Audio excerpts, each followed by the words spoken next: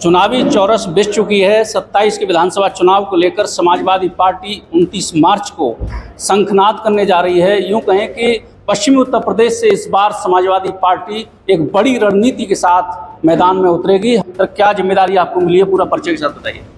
मेरा नाम लल्ला गुर्जर है। मैं प्रदेश सचिव हूँ। समाजवादी पार्टी से प्रभारी बनाया गया है। सबसे पहले मैं आपका बहुत बहुत धन्यवाद, आभार व्यक्त करता हूँ।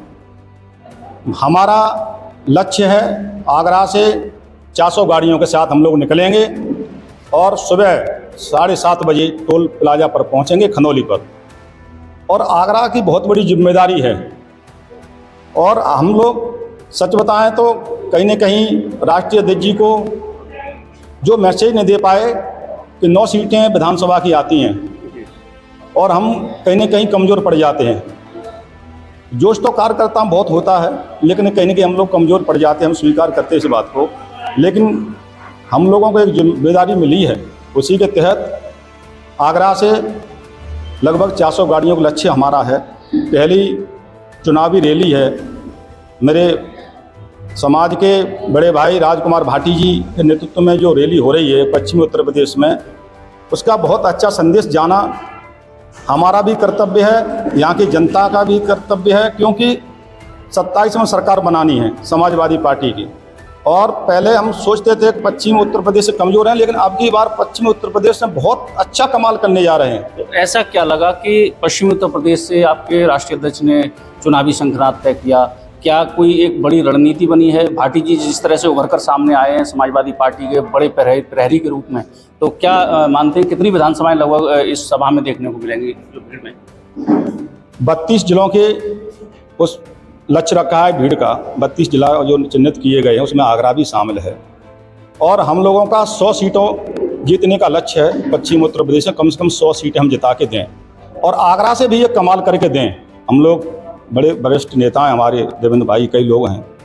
हम लोग चाहते हैं कि कम से कम एक आगरा से मैसेज जाए और हम लोग इतनी मेहनत भी करना चाहते हैं पार्टी के लिए। हम लोग एसी में नहीं सोना चाहते, हम लोग जनता में जाना चाहते हैं। जनता की हम अपनी राय जनता को नहीं देंगे, अब की बार हम जनता की राय खुद लेंगे कि हम कैसे करना चाहिए, हम कैसे जीत सकते हैं चुनाव, उसी के तहत आगे बढ़ना चाहते हैं। चलिए देवेंद्र जी से भी बात कर लेते हैं। सर, किस तरह की जिम्मेदारी मिली है? राष्ट्रीय अध्यक्ष लगातार फोकस्ड हैं कि कहीं ना कहीं उत्तर प्रदेश की जो 27 की रणनीति है वो मजबूत की जाए। अब पश्चिमी उत्तर प्रदेश से आप शंखनाद करने जा रहे हैं। लगभग कितनी विधानसभाओं के प्रत्याशी या जो नेता कार्यकर्ता हैं इसमें जुटने जा रहे हैं? जो माननीय राष्ट्रीय अध्यक्ष जी की पहली शंखनाद रैली है, जिसको भाईचारा सद्भावना रैली का नाम दिया गया है, और आदरणीय राष्ट्रीय प्रवक्ता हमारे राजकुमार भाटी साहब इसके संयोजक हैं। हमारा पश्चिमी उत्तर प्रदेश से इस रैली का आगाज़ करने का जो मुख्य उद्देश्य है कि कहीं न कहीं हम इस क्षेत्र में बहुत अच्छा करते हैं, थोड़ा सा पिछड़ जाते हैं, तो वो छोटी सी कमी हमसे पश्चिमी उत्तर प्रदेश में कहाँ रह जाती है, उस पर हम बारीकी से गहन अध्ययन करेंगे। और इस रैली के माध्यम से, जैसे कहते हैं जिसका फील्ड जहाँ कमज़ोर होता है वहाँ वो पहले तैयारी करता है।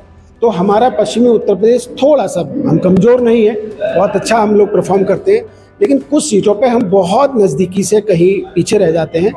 उस कमी को दूर करते हुए माननीय राष्ट्रीय अध्यक्ष हमारे आदरणीय अखिलेश यादव साहब जो 29 तारीख को दिशा निर्देशित करेंगे उस क्षेत्र के लोगों को। और दूसरा, बहुत तादाद में आप यहाँ देखेंगे कि गुर्जर समाज के लोग जो हैं वो यहाँ शिरकत करेंगे।